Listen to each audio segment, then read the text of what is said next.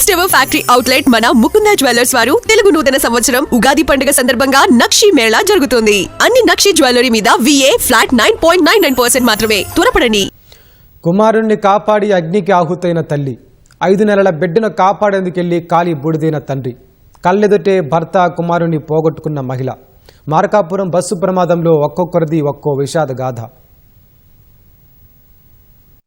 మరికొద్ది గంటల్లో తమ వారితో సంతోషంగా గడపాల్సిన వారంతా ఊహించని ప్రమాదానికి గురై అయిన వాళ్లకు తీరని శోకం మిగిల్చారు.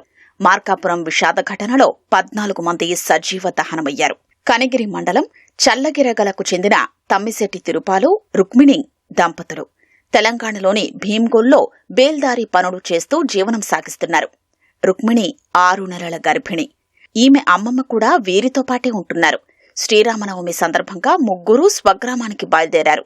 బస్సులో మంటలు రేగాక భార్యాభర్తలిద్దరూ తొలుత కిందకు దిగిపోయారు. వృద్ధురాలైన పిచ్చమ్మ సీట్లోనే ఉండిపోయారు. రుక్మిణి ఆమెను రక్షించేందుకు మళ్లీ బస్సులోకి వెళ్లారు.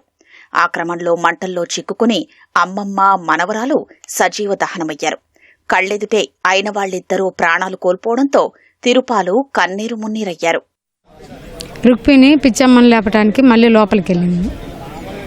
అంతలోనే మంటలు చెల్లరేగి అక్కడే కాలిపోయింది.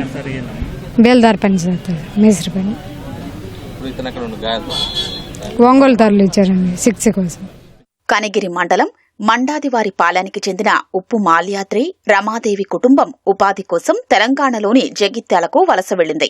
కూతురు ఇంట్లో జరుగుతున్న శుభకార్యానికి కుమారుడు మనోహర్తో కలిసి తల్లి రమాదేవి బయలుదేరారు. మరో గంటన్నరలో కనిగిరి చేరుకుంటారనగా బస్సులో మంటలు కమ్మేశాయి. బస్సు కిటికీ నుంచి కాస్త బయటపడ్డ మనోహర్ తల్లి రమాదేవిని రక్షించేందుకు చేయి పట్టుకుని లాగేందుకు ప్రయత్నించారు. అప్పటికే మంటలు పెద్దవి కావడంతో తాను చనిపోయినా పర్వాలేదు, కుమారుడు బతికితే చాలనుకుని తల్లి ఆయన్ను బయటకు నెట్టడంతో కిటికీలోంచి కింద పడిపోయారు. తర్వాత ఆమె బయటపడే దారిలేక సజీవ దహనమైంది.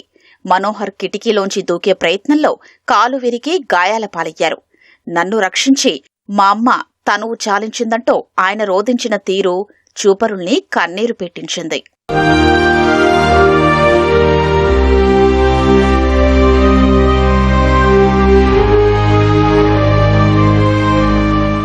కనిగిరి మండలం పునుగోడుకు చెందిన దేవండ్ల రామయ్య 15 ఏళ్ల క్రితం తెలంగాణలోని కోరుట్ల సమీపంలోని రుద్రంగిలో స్థిరపడ్డారు. బేల్దారి పనులు కాంట్రాక్టుకు తీసుకుని చేయిస్తుంటారు. ఏటా నవమి ఉత్సవాలకు స్వగ్రామానికొస్తుంటారు. ఆ క్రమంలో ఊరికి వస్తూ ట్రావెల్స్ బస్ ఎక్కారు. వెనుక సీట్లో కూర్చుని తప్పించుకునే మార్గం లేక సజీవ దహనమయ్యారు.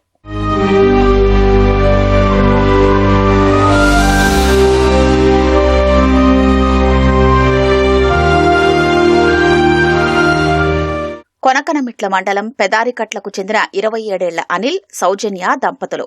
వీరికి 5 నెలల కుమారుడు లియో ఉన్నాడు. అనిల్ తెలంగాణలోని కామారెడ్డిలోని ఓ ప్రైవేటు సంస్థలో ఉద్యోగం చేస్తున్నారు. 3 రోజులు సెలవు రావడంతో అంతా కలిసి స్వగ్రామానికి బయలుదేరారు. మరో అరగంటలో ఊరు చేరుకుంటారు అనగా బస్సు ప్రమాదానికి గురైంది. ముందుగా అనిల్, సౌజన్య బస్సు దిగారు. చిన్నారి బస్సులోనే ఉండిపోవడంతో అనిల్ లోపలకు వెళ్లారు. తిరిగొచ్చే క్రమంలో అగ్నికీలల్లో చిక్కుకొని తండ్రి, కుమారుడిద్దరూ ప్రాణాలు కోల్పోయారు. గాయపడిన సౌజన్య మార్కాపురం జిల్లా ఆసుపత్రిలో చికిత్స పొందుతున్నారు.